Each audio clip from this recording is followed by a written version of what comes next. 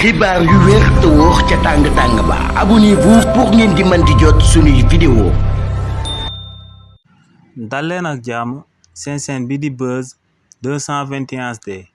kii di Diégay Diop di ancien ministre de la microfinance et de l'économie solidaire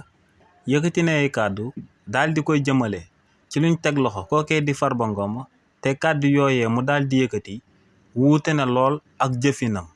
si li ni mel kii di Diégay Diop ne ci régime président Bassirou Diomaye Diakhar Faye képp kuñ fi daal di téye tëj la ci kaso bi ne kookee akub gor la kookee akub jàmbaar la waaye tamit kookee akub révolutionnaire la waaye nag kàddu yooyee kookee di Diégay Diop yëkkati dara la ci gëmul lu sabab lu tax ñu wax li ni mel moom mooy que ne kookee di Diégay Diop direction bu mu fi géré woon te muy direction de la microfinance et de l'économie solidaire ginnaaw ba Alioune Dione di ministre de la microfinance et de l'économie sociale et solidaire wuutu woon foofee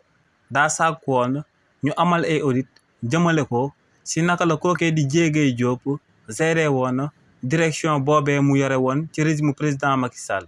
si li ni mel nag audit yi dañoo daal di wone que ne Diégay Diop dafa détourné woon ci direction bi lu tolloog 30 millions de francs CFA si li ni mel nag kookee di Diégay Diop dañ koo tegoon loxo ba ca doon koo tëj ci kaso bi ci réew mi di Sénégal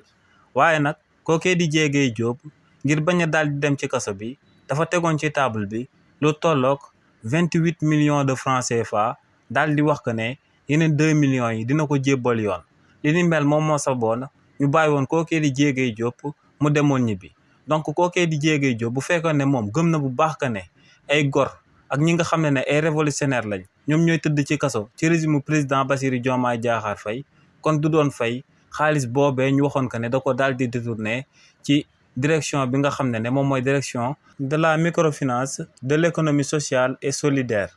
xibaar yu wér te wóor ca tàng-tàng ba abonnez-vous pour ngeen di mën di jot suñuy vidéo.